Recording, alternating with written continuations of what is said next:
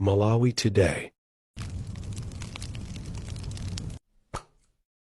FM. It's true that Malawi now is free. Is free from everything. Tachitiratu mboni ya President Mwalumbirisidwa tayamba kuona mabungwe ochuluka ayamba kubwereraso ku Malawi.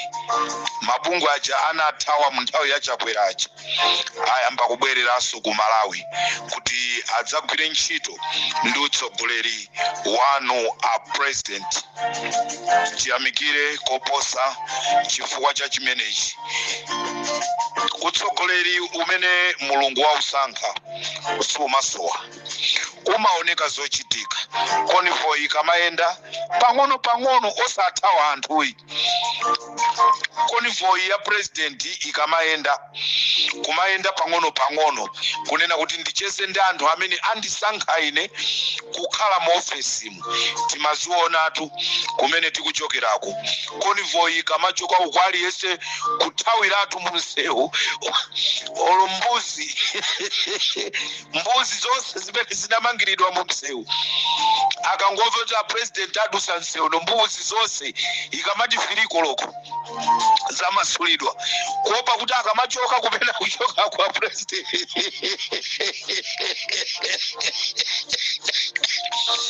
kuopa kuti a President kumene akuchokako mbuzi zimene zikachita soka zikhoza kugundidwa ndi magalimoto amdipichi wa President. Zinaliko koma tiyamike Mulungu wakumwamba kunena kuti Malawi watiyankha kunena kuti yayi utsogoleri ndo namva wina akundimbira telefoni kuti akomredi Mtanyiwa ndi kuti mwaona tutapangaso upgrade so akaziso a President ndende kuti ntopola.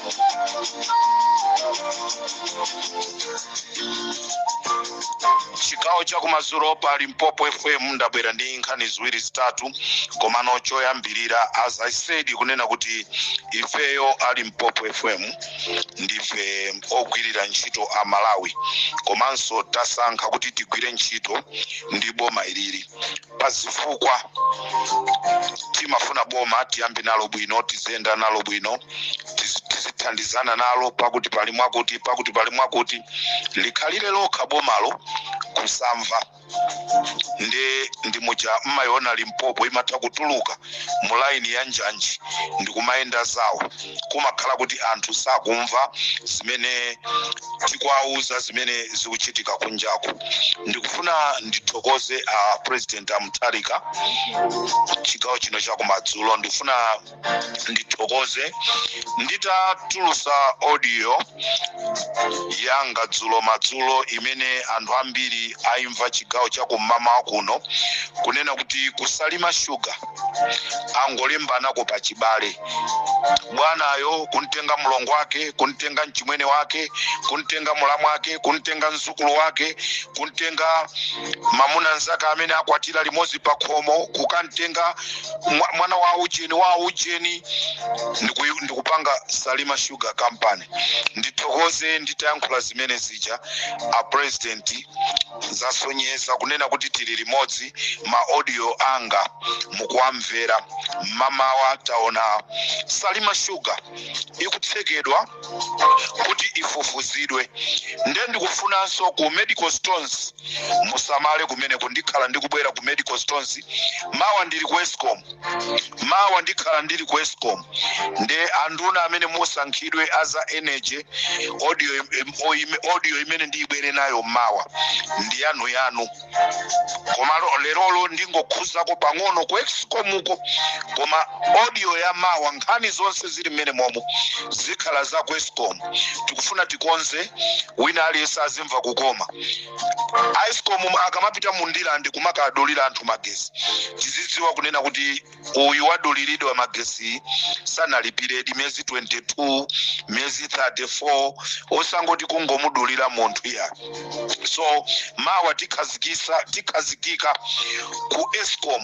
Nonse amene muli ndi mwakumana ndi mavuto a ku Eskom mutipase pa Limpopo FM mavuto anu. Nambala yathu 072 257 1972. Mawa tikhala ndi nkhani ya ku Eskom yokhayokha ndi tikhalaso ndi nthawi yoyankhula za kuchipatala zokhazokha. Timve kuti kuchikwawa kuchipatala anthu akuthandizidwa bwanji, kumulanje anthu akuthandizidwa bwanji, kuphalomba anthu akuthandizidwa bwanji. Zimene zonso zithandizira kunena kuti unduna wa za umoyo uzigwira ntchito za umofewa. Ndanena kuti ine ndazilemba ntchito ndekha. Kayazi ndipasa malipiro, kasa mandipasa malipiro, ndibe nazo ntchito komano ndizikhala ndikugwira ntchito kwauza kunena kuti iyi ku polisi pakuti sikuli bwino. Ndazithamanga kumene kuja ndikukaona chimene tikufuna ogwira ntchito payekhaso naye azimva kukoma. Osati chifukwa chonoti munthu ndi constable, munthuyo ndi kopolo ndiye basi aziphinjika. Sikuti kukhala kopolo ndikufuna, ayi zimayenda pang'ono kuchoka apa kupita apa, kuchoka apa kupita apa, kuchoka apa kupita apa. Choncho wa president ndikuthokozeni chifukwa chotseka Salima Sugar ndikuti mufufuze zimene zikuchitika kumeneko. Ntchito tayamba bwino. Ndimafunanso ndipemphe kunena kuti mutithamangire mupite ku Eskom kumene kuli mkulu wina kamwamba kumwemda amene waonjezeredwa contract kumeneko. Timafunanso mutifufuzira ameneyi alongwawo a Monica Chakwera. Tofuna mutifufuzire bwinobwino. Sitikufuna ma contract osadziwika kumene konso a gospel kazako mwayang'ane bwinobwino ku Eskom. Ma contract onse ongobwera kumene koko mwachinyengo. Ndanena kuti ndikubwera ku Eskom chifukwa ndili ndi zambiri zimene zachitika ku Eskom mu nthawi ya Achakwera. Nde anthuwo akadalibe konko nde ine ndibwera ndiyankhula, sindikuchita mantha ndiyankhula. Inetu ndikukonza Malawi, ndikufuna Malawi wathu akhale wabwino. Ndikufuna Malawi wathu akhale wabwino, Malawi wokomera aliyense. Mwamva Peter Mutharika akuti Malawi akhale ukomera wina aliyense. Mwaswera bwanji Jenny Answer SC ka office ko mukamva bwa kakukoma bwa upresident umakoma atu umakoma.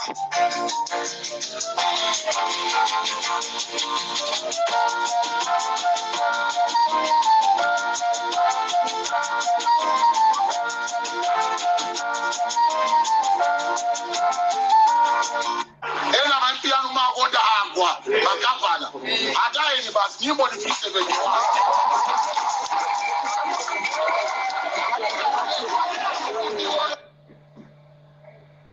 Ena mapiano makonda agwa magavana hataini basi nyimbo ni 371.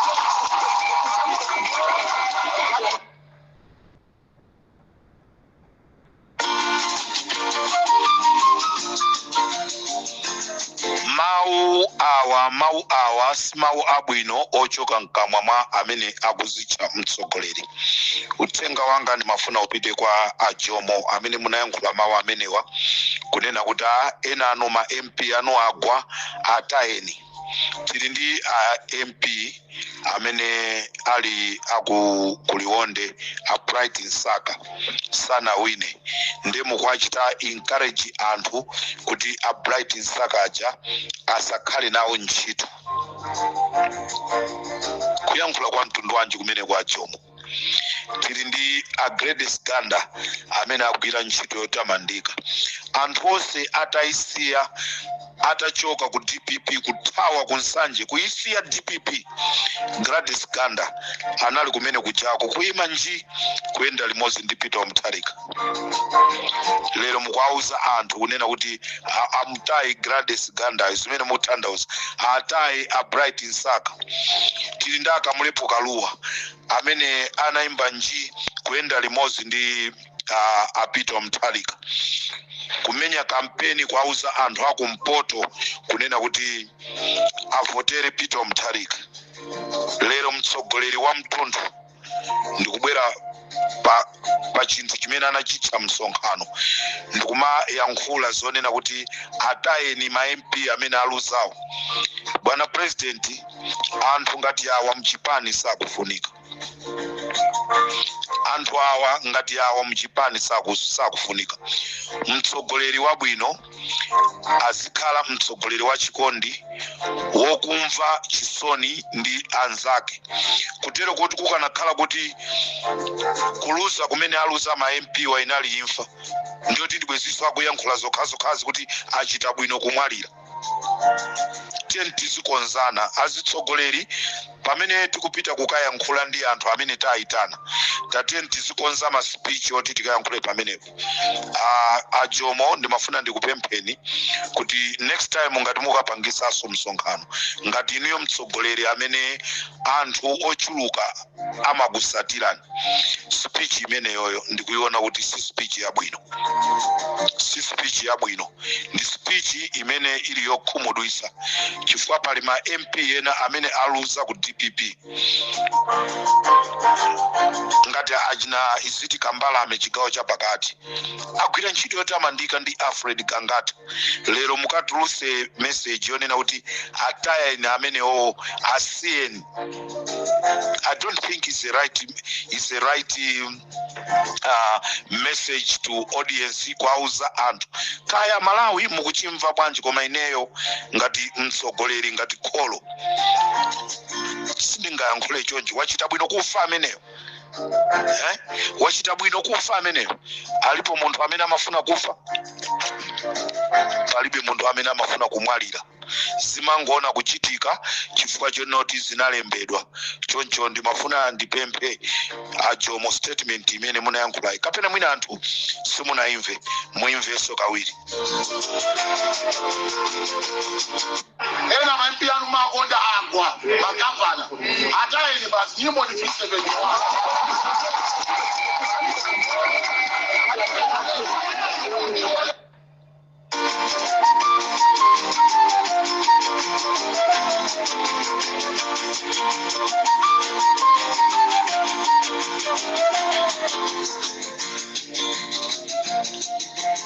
Ndimafuna ndipereke uthenga ku khoti lina ku Blantyre kumene kumagwira ntchito mkuluyu Charles Risgen. Mmene ndatero anthu mwadziwa amene mukugwira ntchito ku Blantyre makhoti osiyanasiyana. Mkulu amene Charles Risgen agwira ntchito ku khoti lina ku Blantyre anamunamiza mayi wina amene dzina lake ndi Ane, amene m'bale wawo anamangidwa ndi kukakhala kundende ku Chichiri. Risgen anakapeza Ane ndi kwauza zonoti mutandipasa ndrama ndikhoza kupanga zonena kuti m'bale wanu atuluke kundende. Ife ngati makhoti tisamasonkhezere bribery and corruption. Charles Risgen zimene munapanga it's bribe and corruption. Munatenga ndrama yokwana 170,000 kwa mayi Ane. M'bale wawo atamangidwa kusekeredwa ku Chichiri, ndipo m'bale wawo akadalibe ku Chichiri 2022 imene anamangidwa, koma munamnamiza kunena kuti m'bale wawo atuluka.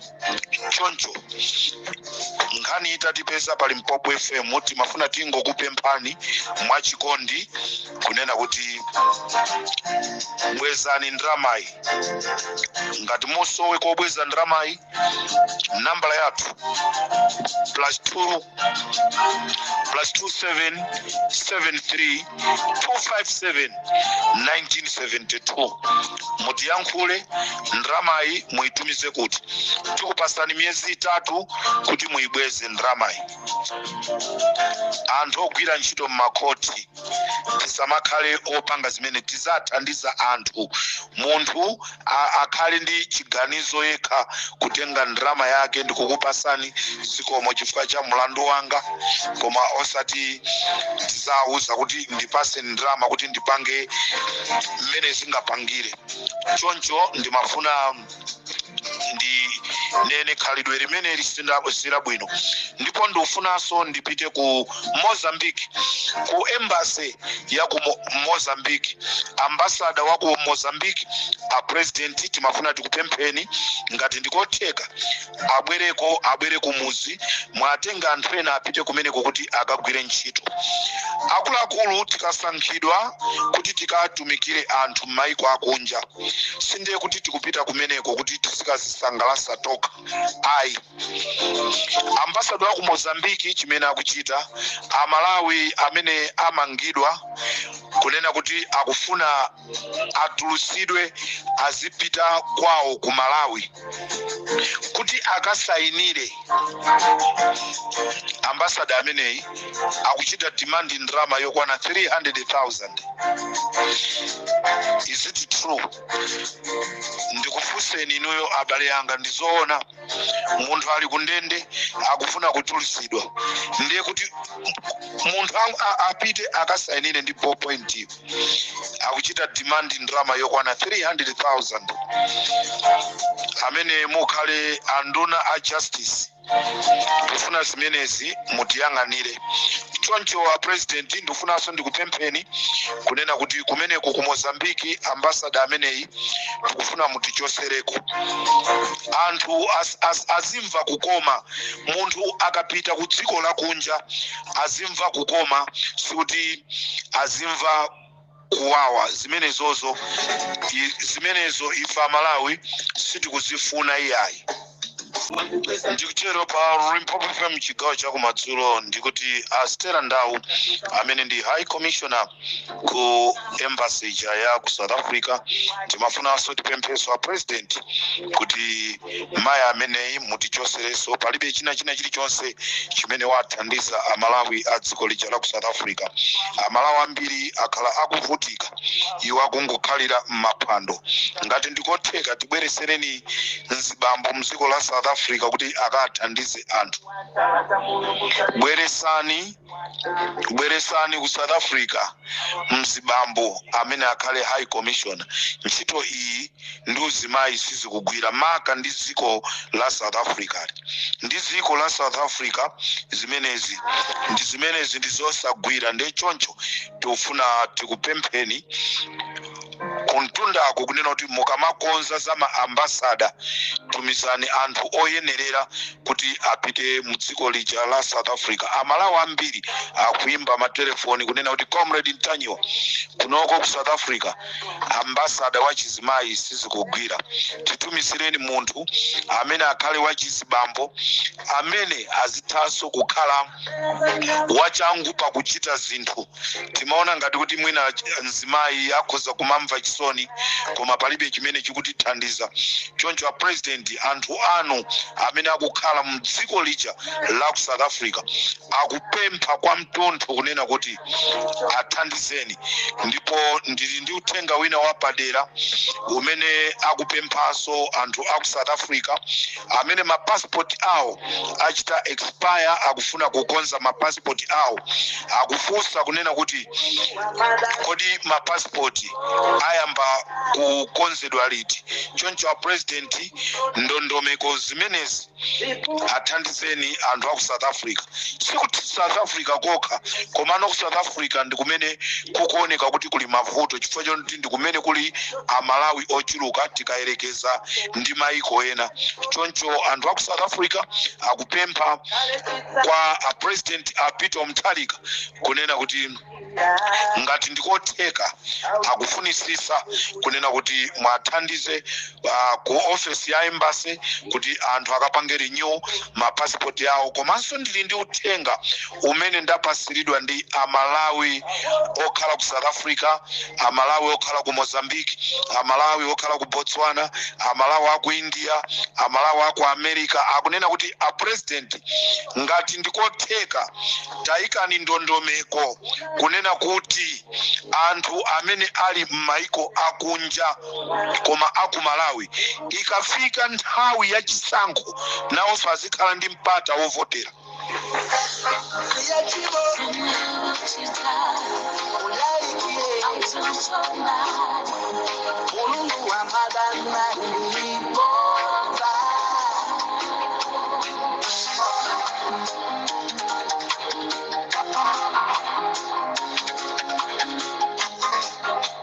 ndikufuna kubwereza kunena kuti uthenga opita ku Office of President and Cabinet OPC unduna uja wa Foreign Affairs a George Chaponda unduna umene mwapasidwa amalawi amene akukhala m'maiko akunja akupempha kunena kuti ngati ndikotheka bwanji mutayika ndondomeko zabwino zonena kuti ikayandikira nthawi yonena kuti anthu akavoteja anthu amene ali kumaiko akunja mwapangire dongosolo kuti anthu aku embassy muzitumiza anthu ena ku Malawi Malawi Electoral Commission abwere ku South Africa mukhazikise malo anthu azipita kumene kucha kukadula ziphaso zoyenereza kuvota ndipo muzikhazikisa malo onena kuti ku South Africa ku Pretoria kwakuti tika ku malo Malawi mukavote kumeneko ku Joburg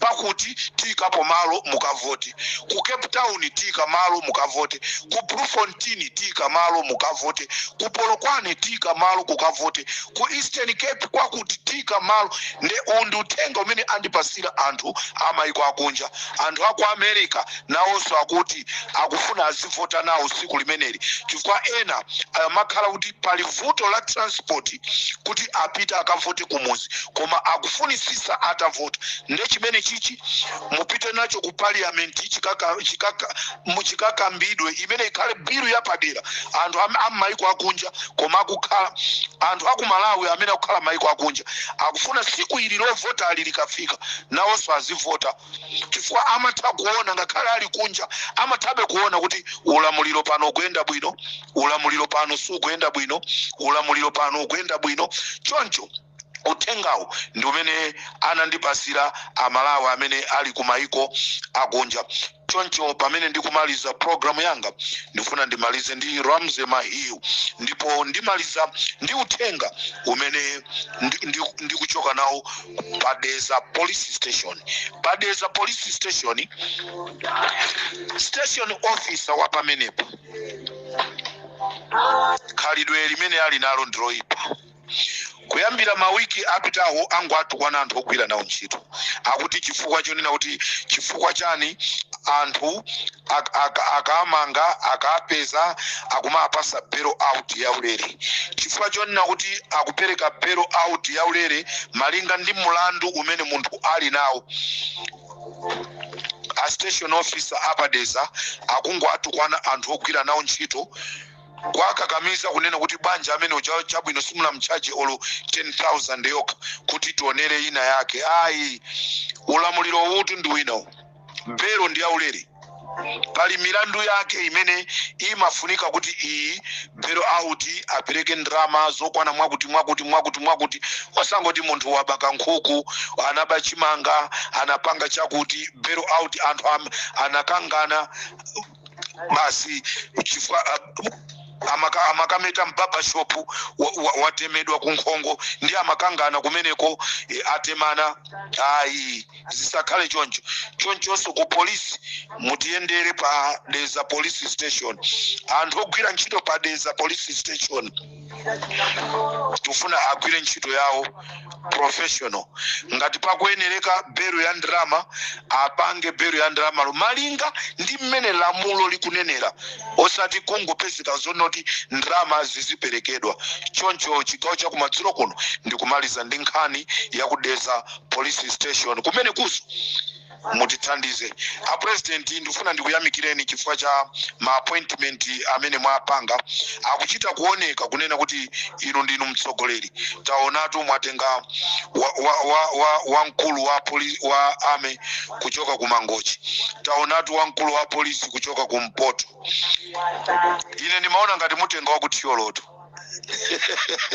ine nimaona ngati mutenga wa kuncheutu koma taona mmene mwapangira ambiri amaona ngati kuti mwina ulamuliro ndi wa lomwerism ulamuliro si wa lomwerism zimene zija zapita uyu ndi DPP wasopano ndikuthokozeni a president congratulations ku nyumbako ndi mai akunyumbako mai Gertrude wa Mtalika tikuti zikomo kwambiri mwayambatu bwino chimanga tikumva chili chafika ma 35,000 ena 40,000 ulamulirotu umene mulungu wauvomera zinthu zimayenda mwamya. Ndikufunireni usiku wabwino wherever you are Malawians. I love you all. Mwah.